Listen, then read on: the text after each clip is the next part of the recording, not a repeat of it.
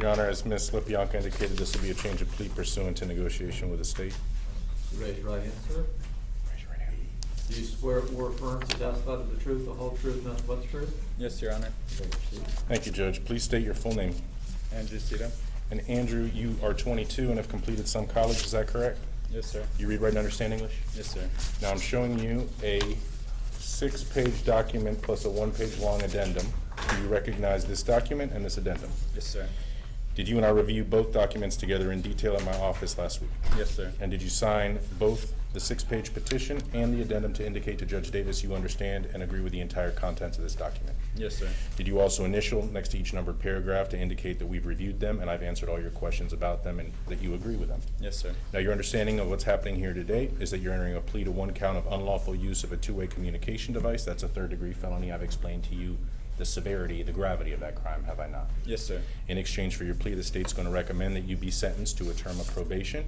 We're both asking that the judge withhold adjudication of guilt and that there be a number of conditions that apply to your probation that are outlined on this addendum. Is that right? Yes, sir. Apart from our negotiation, has anyone promised you anything to get you to do this? No, sir. Has anyone threatened you in any way? No, sir. You're doing this of your own free will because you and I together have decided that this is in your best interest, correct? Yes, sir. Are you under the influence of any drugs, alcohol, intoxicants, medication, anything that would cloud your thinking or affect your ability to understand what I'm saying to you right now? No, sir. We've explained, well, we've discussed, and I have explained to you your absolute right to proceed to trial as charged in this case. Yes, sir. You understand that by entering this plea, you give up your right to go to trial along with a number of other rights that accompany that right to go to trial. Yes, sir. Do you have any questions about that? No, sir. Are you satisfied with my advice and counsel as your attorney? Yes, sir. Do you have any questions for the judge before I tender your plea? No, sir. Your Honor, with that, I would tender Mr. Sito's plea as freely, knowingly, and voluntarily entered, and would stipulate to a factual basis as contained in the court file. Thank you. All right. Ms. Lippianka, you also accept that stipulation? I do. And that's your understanding of the recommendation? Yes, sir. I will accept his plea. Give me just a moment.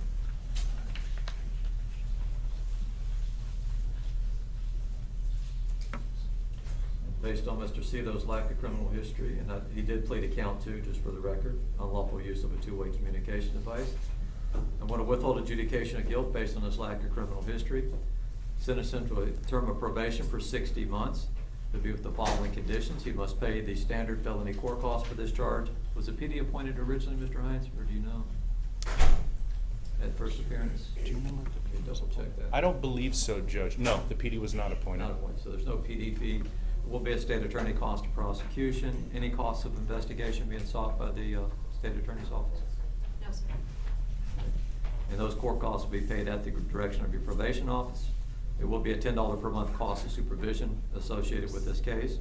It's going to be a special condition of your probation that you receive a psychosexual counseling evaluation, and you must also follow any recommendations for treatment and counseling as a result of that. If he's already done so, maybe. He has. Okay, then he just must follow those recommendations. That will include annual polygraphs. You're to have no unsupervised contact with any minor. You're not allowed, you'll be prohibited from working or volunteering at any school, daycare center, park, playground, or other place where children regularly congregate. You are prohibited, of course, from viewing any pornography or sexually stimulating materials. There's the possibility, of course, of warrantless searches by probation, which can happen at any time, so just be aware of that. You are also to have any use of any device that accesses the internet must be monitored by software that allows probation to view the historical content. There's also a prohibition on any distribution of candy or other items to children on Halloween, wearing a Santa Claus, Easter Bunny, clown, or other costume that appeals to children, entertaining at children's parties without prior approval from the court, a prohibition from living within 1,000 feet of a school, daycare center, park, playground, or other place where children regularly congregate, as prescribed by the court for a minimum of 2 years, and may only be lifted after a risk assessment has been filed and a court has reviewed the report to make a final determination regarding the safety of the community. The distance shall be measured in a straight line from the offender's place of residence to the nearest boundary line of the school, child care facility, park, playground, or other place where children congregate. The distance may not be measured by a pedestrian route or an automobile route. Electronic usage software in place for a minimum of 2 years and may only be lifted after a risk assessment has been filed and a court has reviewed the report to make final determination regarding the safety of the community. and I'll attach this addendum 1. Does probation want a copy of this so you can keep it with your files? Yes, sure. I read just verbatim what it is. Do you have any questions, sir? No, Your Honor. All right. Good luck to you. Your Honor, may I just add Sure. one brief thing? So Mr. Sito currently resides with his parents. There is a preschool that I believe is beyond the 1,000-foot radius.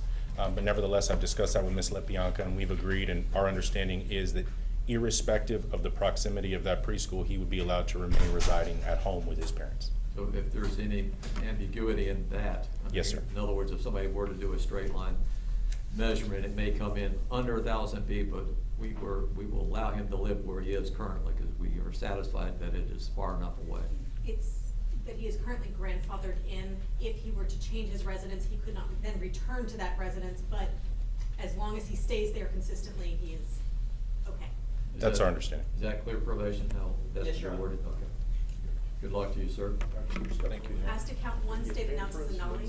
And Your Honor, that's all I have. May I be excused? Yes, sir, Mr. Hines. Thank you. Thank you.